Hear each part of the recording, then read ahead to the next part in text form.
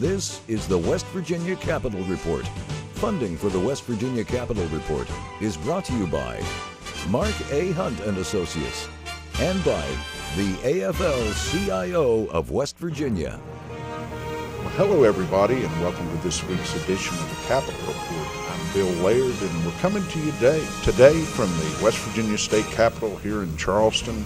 It's Corrections Day in the Legislature, an important day dealing with some important issues affecting public safety in the state of West Virginia. And I'm joined here today by two guests that certainly are knowledgeable of that subject, and I'll certainly look forward to talking to them about these important matters.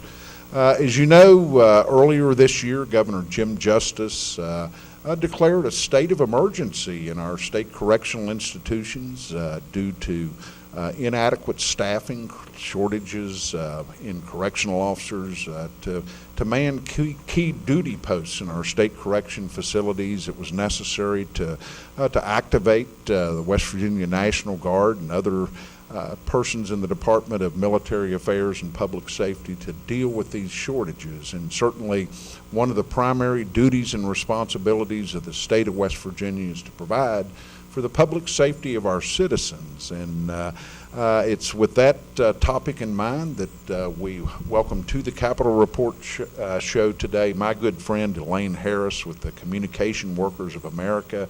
Elaine has worked tirelessly in the efforts to try to improve our correctional institutions and help those correctional officers who get up every day, put on the uniform, and go out and keep us safe in the communities in which we live. So glad to have her joining us here today. And another good friend, Becky Slayton, a longtime employee and recent retiree with the State Department of Corrections, who's really had frontline, hands-on experience in dealing with the issues that we are confronted with today. And Elaine, you started today, Corrections Day, with a press conference which was well attended by members of the West Virginia House of Delegates, who will be taking up a bill on second reading today. And again, is this the year that we finally see a breakthrough where we can actually begin to go to work on the chronic, long-standing problem of deficient pay for correctional personnel? Well, Senator, you've been on this ride with me from when we started. It's been about over 20 years, and we've made some baby steps along the way. But we're hopeful that there'll be some bigger steps made this year. As was referenced earlier, and as we talked about at the press conference, we had members of the House with us. Not everybody could join because there's other committee meetings going on, and members of the Senate were in meetings. So, but those that participated, they know firsthand the problems that we're encountering each and every day. And as we compete with surrounding states, and then within our own state with the federal systems, and then other job opportunities that people can come up on with their experience that they're leaving to better opportunities. So this you get to a point, you get to the middle of the road, and there's a point that something's either got to happen or we're going to be doomed. And I think we're at that middle of the road that we've got to see something happen this year. Absolutely. And Becky, again, if I'm correct, I believe you perhaps started your career with the Department of Corrections working at the Mount Olive Correctional Complex, the state's maximum security institution, and more recently, I think, at the Beckley Correctional Center in Raleigh County. And I guess you've seen a lot of things come and go in the field of corrections. Really, people that go to work, I think, are looking for a career, but just find that the pay is inadequate or are no longer able to meet the needs of their family by the wages that they're capable of earning in a correctional facility. So being a person who's sort of been there, done that, or sit there and watch people come and go. It's a little bit like a merry-go-round for people, isn't it? Yes, it is. We would hire people, and as soon as they get their training, then they would leave and go to a federal prison, which is about 5 miles from where we're at. There's one in Beckley.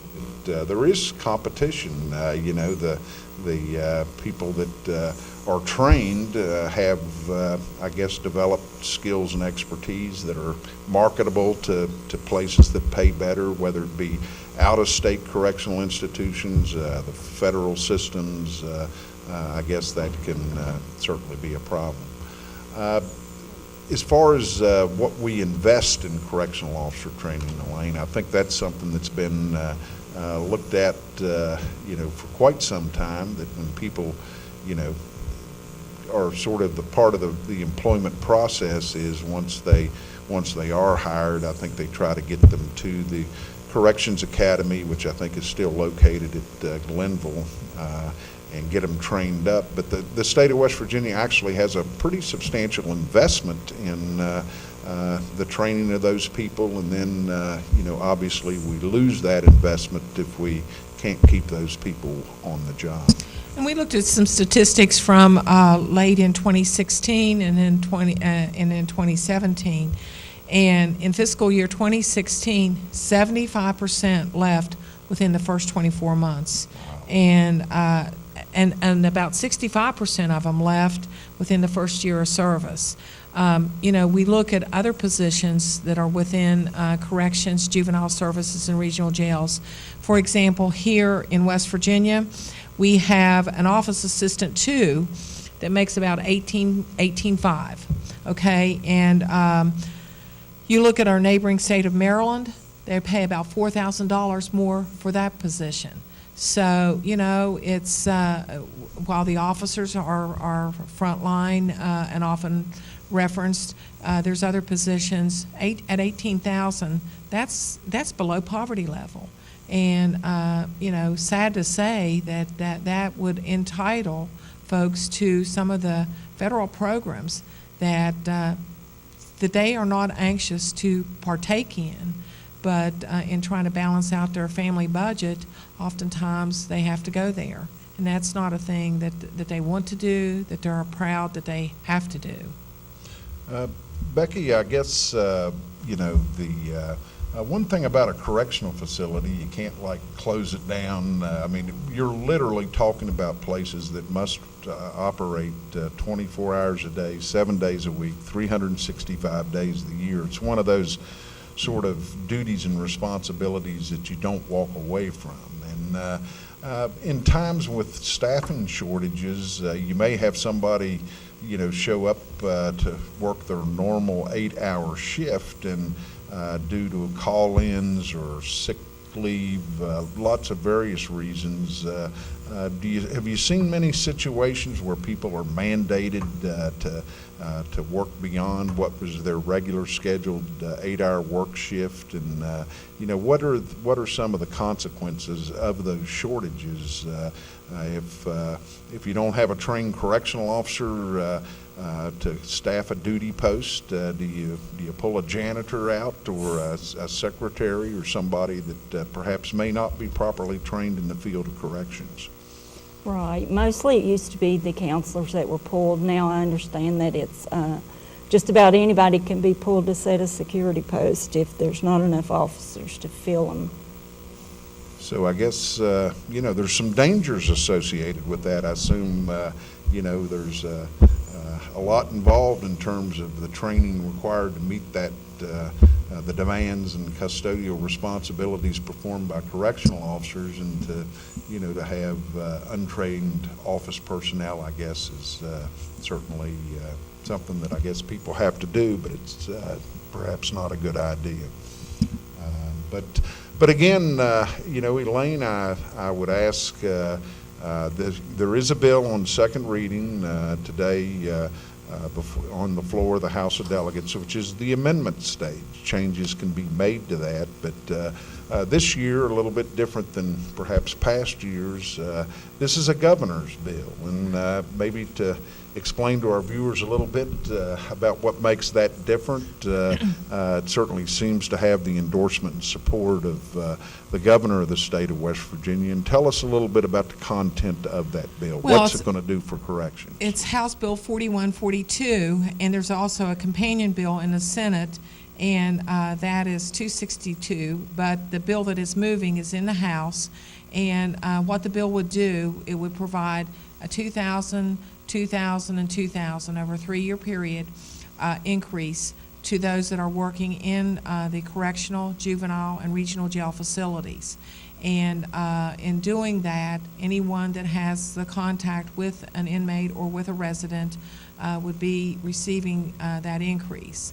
I understand there's some interest from the floor to include some other folks like the youth reporting centers, day report centers where officers are working. They're just not within a correctional or a juvenile or jail facility.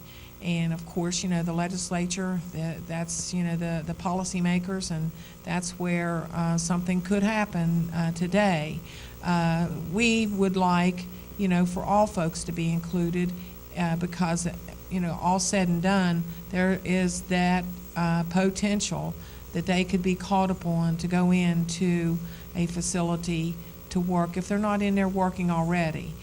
So we'll see what happens when the bill's taken up on second reading. So that's something that, hey, if a bill can be made better, Senator, you know better than anyone, if something can come with a good bill, and we do thank the governor for stepping up and putting the bill out there to be introduced.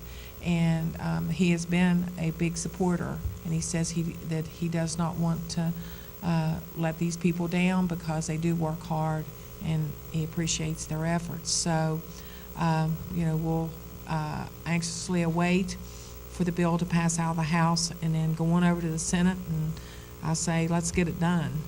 The sooner the better.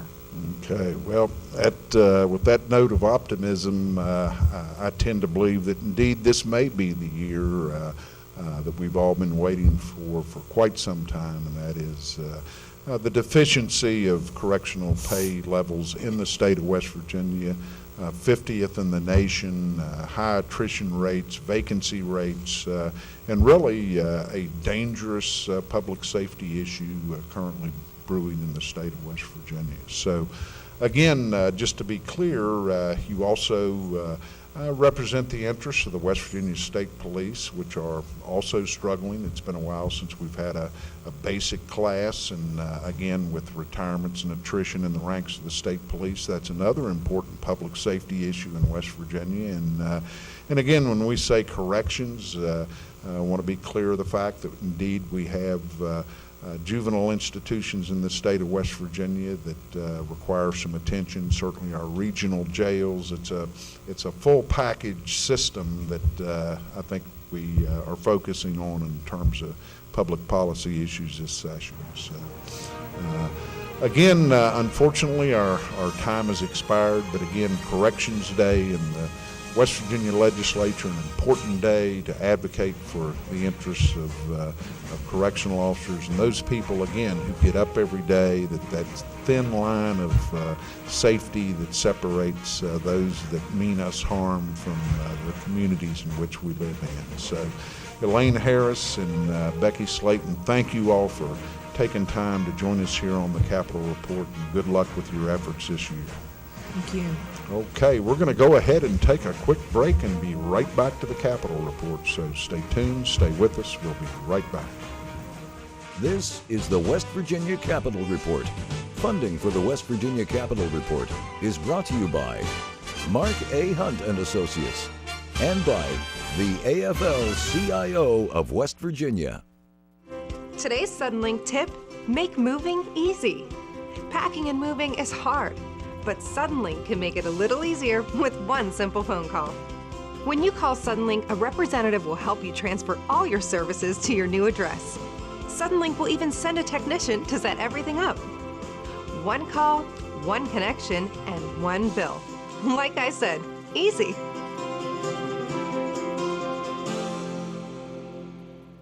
Hi everybody, I'm Tom McGee. It's dangerous out there. If you get hurt, shift the odds in your favor.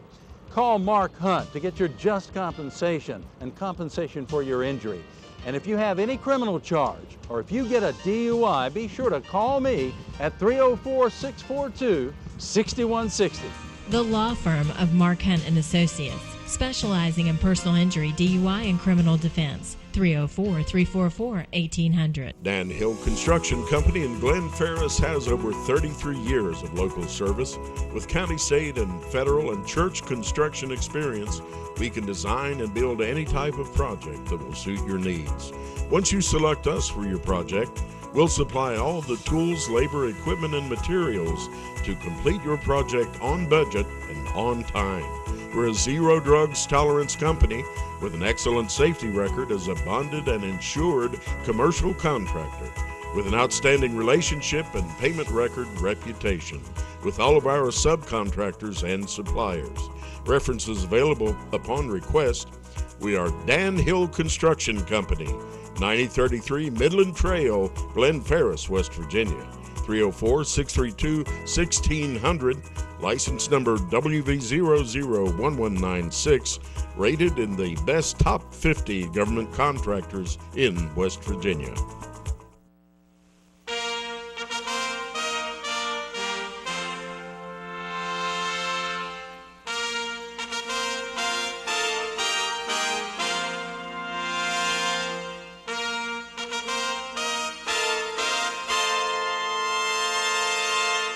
From under the Gold Dome in Charleston, this is the West Virginia Capitol Report.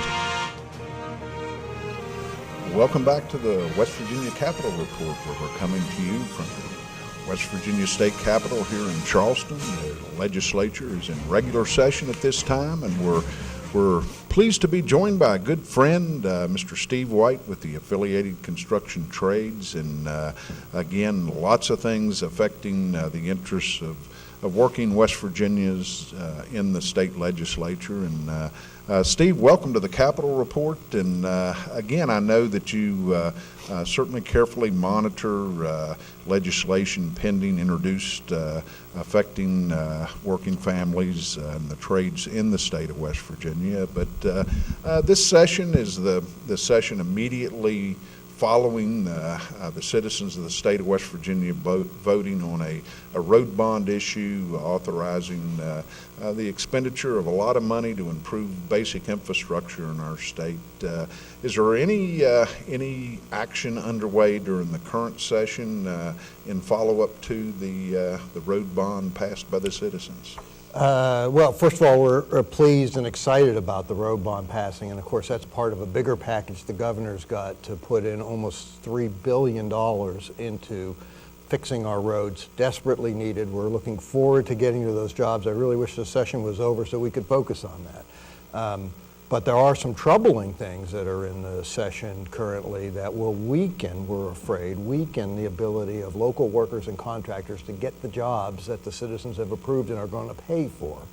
Absolutely. And that's this Senate Bill 474 that will weaken the Jobs Act. The Jobs Act's on the books. It says local workers 75% on tax-funded projects.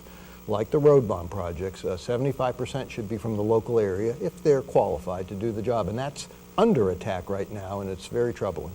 Well, let's drill down a little bit with Senate Bill 474, right, which, as I understand, passed out of the Workforce Committee in the State Senate, may be double referenced, so maybe a little bit more time for that issue to be vetted. But you know, transparency. Let's look at it conceptually and then get down to things. And that's an important element, I think, in when public dollars are expended. The ability to have a clear record that's accessible in terms of scrutiny and those types of things. But there's parts of this legislation, as I understand it, that kind of shrouds some of this with secrecy. Absolutely. For many years, we've had our state law on public construction that payrolls have to be turned in by contractors, and that's a document that the public can get access to. And there's many important reasons why the public wants to know where their money is going, and they want to be able to have some oversight, and the press cares about this too. And that's exactly the document that in Senate Bill 474, they're talking about, saying that is no longer a public document, that's a secret document, and that's just bad policy. During the whole debate about the road bond, obviously people wanted their roads fixed and we needed it, but they also wanted to know that local workers were going to get a shot at these jobs.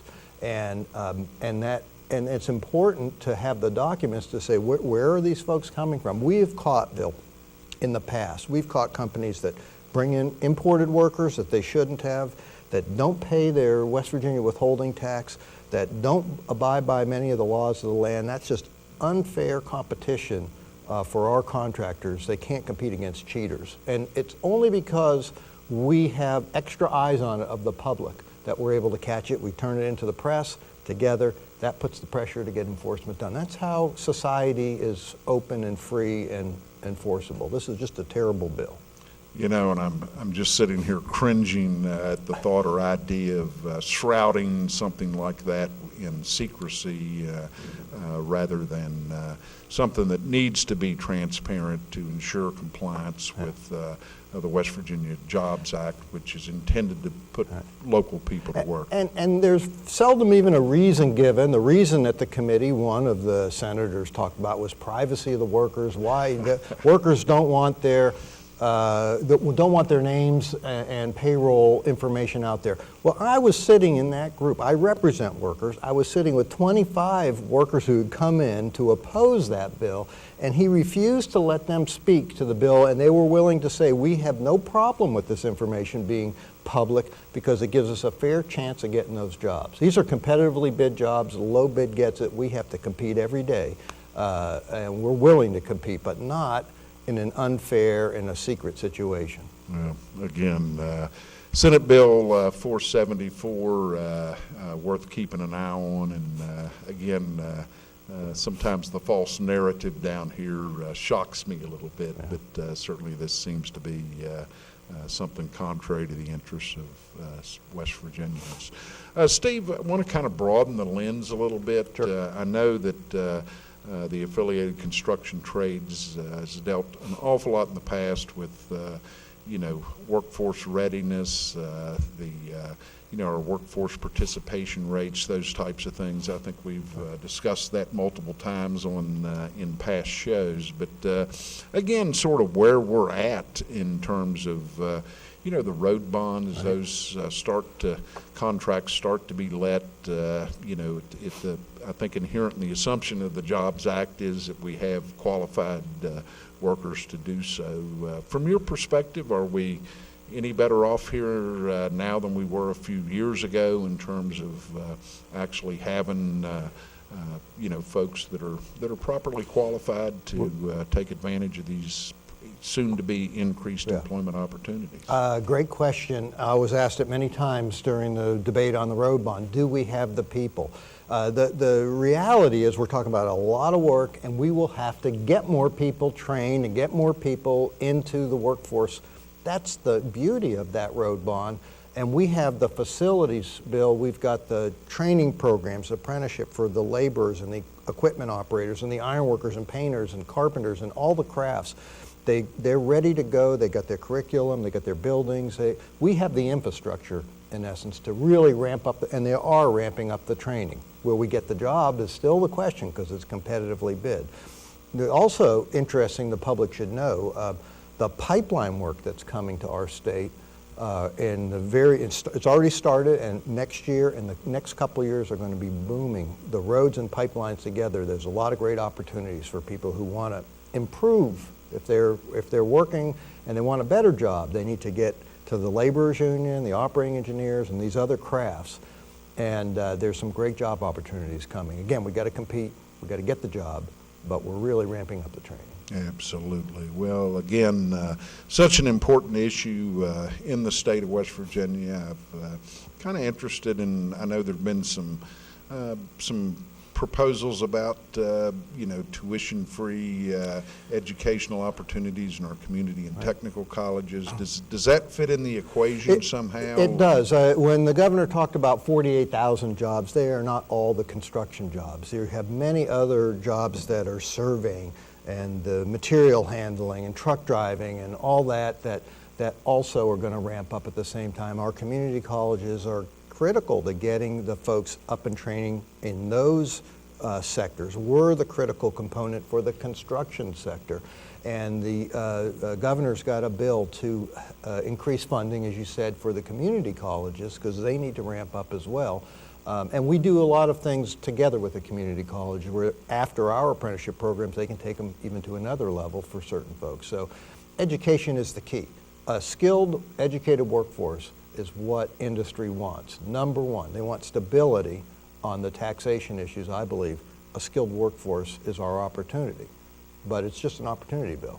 If we don't capture it, then they'll get those jobs done with somebody else. So this is critical time for us to get people trained into work.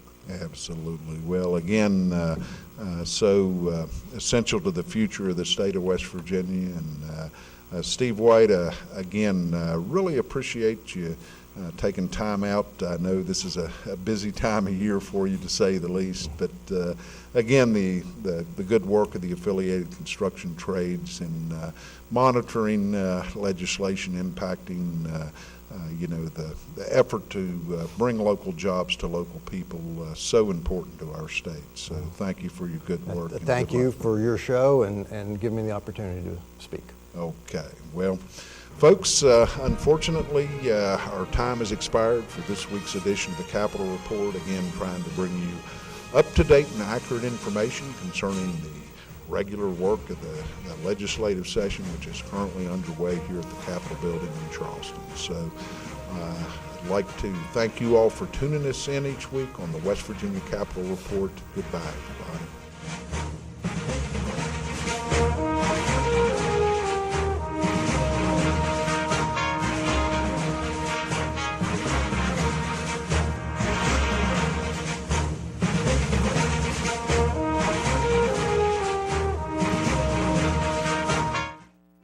Today's Suddenlink tip, make moving easy. Packing and moving is hard, but Suddenlink can make it a little easier with one simple phone call. When you call Suddenlink, a representative will help you transfer all your services to your new address. Suddenlink will even send a technician to set everything up. One call, one connection, and one bill. Like I said, easy.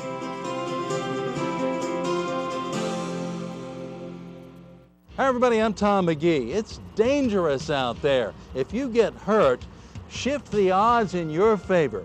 Call Mark Hunt to get your just compensation and compensation for your injury. And if you have any criminal charge or if you get a DUI, be sure to call me at 304-642-6160. The law firm of Mark Hunt and Associates, specializing in personal injury, DUI, and criminal defense. 304-344-1800. Dan Hill Construction Company in Glen Ferris has over 33 years of local service. With county, state, and federal and church construction experience, we can design and build any type of project that will suit your needs. Once you select us for your project, we'll supply all the tools, labor, equipment, and materials to complete your project on budget and on time. We're a zero drugs tolerance company with an excellent safety record as a bonded and insured commercial contractor, with an outstanding relationship and payment record reputation with all of our subcontractors and suppliers. References available upon request. We are Dan Hill Construction Company, 9033 Midland Trail, Glen Ferris, West Virginia. 304-632-1600, license number WV001196, rated in the best top 50 government contractors in West Virginia.